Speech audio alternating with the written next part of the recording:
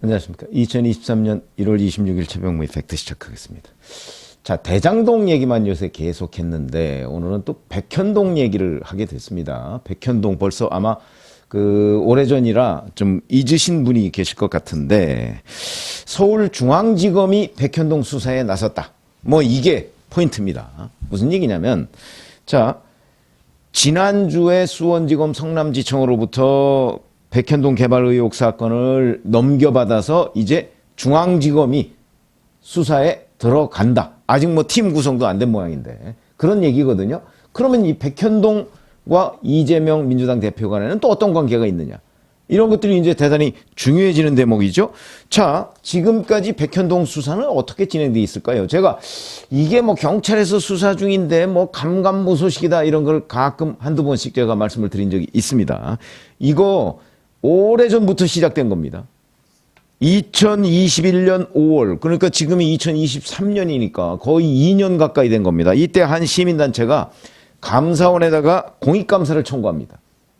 이게 문제가 있어 보인다. 이런 공익감사를 청구했죠. 왜 그러냐면 백현동 아파트 잘 보시면 아시겠지만 옹벽 아파트라고 돼 있습니다.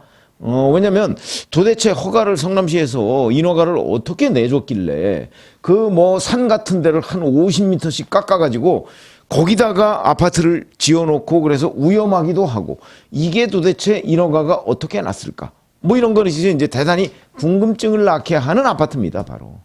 그래서 지금도 이 아파트 사용 허가가 완벽하게 떨어지지 않았습니다. 왜냐하면 위험하기 때문에. 그런데 거기다가 내줬다는 거죠. 그거를 시민단체가 이제 공익감사를 청구했는데 감사원에서 이건 성남시가 법령 위반 혐의가 있다 이렇게 해서 그 수사 의뢰를 했습니다.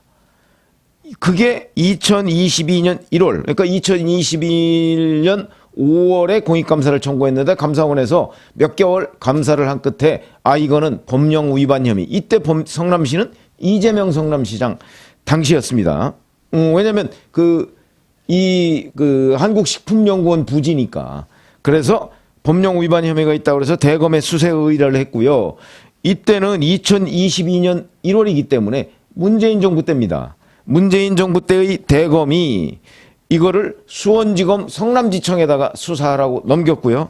성남지청은 또 경기 남부경찰청에다가 수사하라고 넘겼습니다. 핑퐁을 친 거죠. 왜 그랬을까요? 뭐 잘 아시다시피 경찰의 수사력이 한계에 있는 거 자기네들끼리도 다 알았던 것 아닌가. 이런 짐작이 가능하게 되는 대목이다. 자, 그런데 바로 2021년 1월에 이제 감사원이 대검에 수사 의뢰를 했는데 압수수색을 보면 그해 6월 16일에 성남시청을 압수수색합니다. 압수수색까지 무려 5개월이 걸린 겁니다. 이거 뭐 늦어도 한참 늦었고 과연 의지가 있었느냐. 6월 16일이면 언제죠? 정권이 교체된 다음입니다. 그러니까 수사 의지 자체가 없었던 거죠. 그리고 나서 윤석열 정부로 정권이 교체가 되고 나니까 이제 그때 뒤늦게 경찰이 경기 남부경찰청이 성남시청을 압수수색하면서 수사를 시작한 겁니다. 자, 이렇게 시작했는데 수사 제대로 알려진 것이 없었습니다. 지지부진했었죠. 그러다가 이 압수수색한 지 뭐 7개월여 만인 지난주에 김인섭 씨라고 있습니다. 2006년 이재명 대표가 성남시장으로 처음 출마했을 때입니다. 그때 낙선했습니다. 그 당시에 선대본부장을 한 사람이 바로 김인섭 씨라는 사람입니다. 이 김인섭 씨에 대해서 알선수재 혐의로 성남지청에, 그러니까 경기 남부경찰청이니까 성남지청에 불구속 상태로 넘겼고요. 그래서 그거를 지난주에 서울중앙지검에서 가져와, 중앙지검에서 같이 할게. 이거 어차피 이재명 대표 사건인데 이렇게 얘기하면서 중앙지검으로 가져왔다. 이런 겁니다. 그러면 이 백현동 사건이라는 게 뭐냐? 의외로 간단한 사건입니다. 무슨 얘기냐면 아시아 디벨로퍼라는 그 시행사가 있습니다. 이게 이제 대장동으로 따지면 성남의 뜰과 같은 시행사입니다. 이 시행사가 한국식품연구원 부지를 샀는데 이 한국식품연구원 부지를 왜 샀겠습니까? 한국식품연구원 부지는 한국식품연구원이 성남에 있다가 지방으로 내려가게 되니까 그 자리를 개발하려고 샀는데 용도 변경이 안 되는 겁니다. 영. 몇 차례 뭐 자기네들도 용도 변경 요청을 해보고 그다음에 안 되니까 식품연구원 부지에 아니 식품연구원 그 연구원들 몇 명 이렇게 좀 구슬려서 이 사람들이 또 성남시청에다가 이거 용도 변경을 해주세요 그랬는데도 계속 거절됩니다. 그러니까 이제 이 사람들이 안 되겠다 그래서 당시 이재명 성남시장 때니까 2015년 1월에 김인섭이라는 사람을 영입합니다. 김인섭이라는 사람은 남욱 변호사나 이런 사람들 증언에 따르면 성남시 그 내부에서 허가방이라고 불렸다고 합니다. 허가방. 그러니까 김인섭 씨를 통하면 허가 안 이루어지는 게 없다. 그만큼 이재명 당시 성남시장과 가깝다. 이런 얘기가 되는 거죠. 이재명 성남시장과 가깝다는 얘기는 정진상 실장하고도 가깝다는 얘기가 되고 김용 당시 시의원하고도 가깝다는 얘기가 되고 또한 유동규 성남도시개발공사 기획본부장하고도 가깝다는 얘기가 됩니다. 그러니까 이 사람이 성남시청에다 민원을 하면 다 된다 이런 얘기죠. 그러니까 그 얘기를 아마 아시아 디벨로퍼 이 대표가 뭐 정모 씨라는 사람인데 이 사람이 듣고서 김인섭 씨를 2015년 1월에 영입을 합니다. 영입을 하니까 아니나 다를까 영입하자마자 곧바로 진전이 됩니다. 한국식품연구원 부지 용도 변경이 진전이 되는 거죠. 진전이 돼서 곧바로 영입하자마자 1월에 영입했는데 곧바로 2월, 3월 뭐 이때쯤에 아 그거 용도 변경 해줘도 됩니다라는 용역 보고서가 나오기 시작하더니 급기야는 8개월 뒤에 바로 2015년 9월에 용도 변경이 이루어집니다. 그런데 이와 관련해서 이재명 경기도지사가 재작년 국정감사에 증인으로 출석해서 그런 얘기를 했었죠. 박근혜 국토교통부의 협박에 의해서 안 해주면 문책하겠다는 협박에 의해서 어쩔 수 없이 해줬다.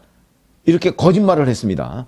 그걸 제가 왜 거짓말이라고 단정을 하느냐면 용도 변경 권한은요. 중앙정부에 있지 않습니다. 지방정부에 있습니다.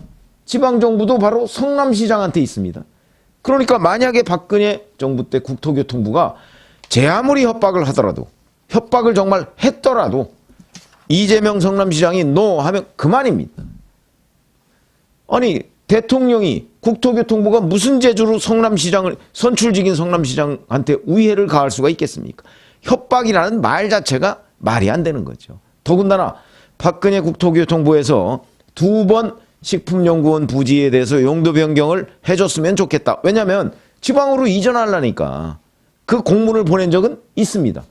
근데 그 공문에서 2단계 상향 조정을 요청했습니다. 요구도 아니고 요청했습니다. 그걸 안 해줬습니다. 이재명 성남시가. 근데 2006년 자기의 선대본부장이었던 김인섭 씨라는 사람이 아시아 디벨로퍼에 영입이 되고 나서부터는 일사천리로 그것도 박근혜 교통부가 요구했던 2단계를 뛰어넘는 4단계 상향을 하고 용도 변경을 그 다음에 거기가 원래 허가 조건이 임대주택 100%였습니다. 이거를 점점 바꿔서 2016년 12월쯤에 가서는 임대주택 100%가 임대주택 10%로 낮아집니다. 임대주택이 낮아진다는 얘기는 비율이 낮아진다는 얘기는 그만큼 일반 분양을 많이 할 수 있다는 얘기고 그거는 시행사한테 어마어마한 액수의 수익을 보장한다는 얘기가 되는데 그게 전부 다 김인섭 씨의 공로다. 왜냐하면 흐름을 보면 딱 그렇게 돼 있습니다. 이거를 확인만 하면 되는 겁니다. 확인만 하면. 왜 이재명 성남시가 이렇게 했는가? 근데 이게 제가 왜 간단한 수사라고 자꾸 말씀을 드리냐면 작년 9월에 선거법 위반과 관련해서 2가지를 이제 윤석열 정부의 검찰이 이재명 대표를 기소를 했죠. 그 중에 하나가 대장동과 관련해서 김문기 씨를 아느냐 모르느냐 하는 부분인데 몰랐다고 한 부분이 거짓말이다 한 부분하고 또 하나가 바로 백현동입니다. 백현동 용도 변경은 박근혜 국토교통부의 위협, 협박에 의해서 어쩔 수 없이 했다는 게 거짓말이다 이거거든요. 그러면 그게 거짓말이라는 걸 윤석열 정부의 검찰이 확인했다는 거는 결국 김인섭 씨의 로비에 의해서 이 백현동 용도 변경이 이루어졌다는 것을 거의 확인했다는 얘기가 되는 거죠. 그렇기 때문에 작년 9월에 거의 확인한 거를 지금 뭐 중앙지검이 갔다가 정말 간단하게 확인할 수 있는 내용이다. 이렇게 봅니다. 근데 그동안에는 경찰에서 이 수사를 맡고 있었기 때문에 경찰에서 지지부진하니까 그러니까 제대로 검찰이 손을 댈 수가 없었는데 경찰 수사가 끝나자마자 곧바로 성남지청으로 송치하니까 성남지청에 있는 것을 바로 중앙지검으로 땡겨와서 이재명 대표에 대한 대장동 의혹 뭐 이런 거와 병합해서 수사를 하려고 하는 것인데 이거는 어찌 보면 대장동은 지금 김만배 씨가 입을 여느냐 안 여느냐에 따라서 흐름이 조금 달라질 수가 있습니다. 근데 백현동은 글쎄요, 이 김인섭 씨가 입을 열었는지 안 열었는지는 명확하지가 않지만 적어도 김인섭 씨가 이재명 지금 민주당 대표와 당시 굉장히 가까운 사이였기 때문에 그렇기 때문에 김인섭 씨가 누구를 상대로 로비를 했는지 아마 그때도 정진상 씨를 상대로 로비를 했을 가능성이 대단히 높죠. 그다음에 성남시청의 정진상을 상대로 해서 로비를 했는데 내지는 또 뭐 이재명 성남시장을 향해서 직접적으로 했을 가능성도 있고요. 그러면 그 내부에서 또 어떤 일들이 벌어졌는가, 어떤 무리한 일들이, 왜냐하면 4단계로 용도 변경이 이루어졌으니까 그 부분은 이재명 성남시장이 어떤 지시에 의해서 이게 이루어졌는가 하는 부분은 쉽게 확인이 될 것으로 보인다. 그 당시 공무원들이 부당하다고 여러 차례 얘기를 했을 가능성이 높거든요. 왜냐하면 국토교통부에서도 2단계였으니까. 그래서 그런 점으로 보면 이 백현동에 관해서 서울중앙지검이 손을 대기 시작했다 하는 점은 이재명 대표한테는 또 하나의 아마도 결정적인 악재가 될 가능성이 대단히 높고 이 수사 속도는 굉장히 빨라질 가능성이 높다. 이렇게 지금 예상을 충분히 할 수가 있는 대목입니다. 그런 점에서 본다면 어찌 보면 대장동보다 더 먼저 백현동에 대한 수사 결과가 나올 가능성도 없지 않다. 제가 이렇게 말씀을 드리겠습니다. 고맙습니다.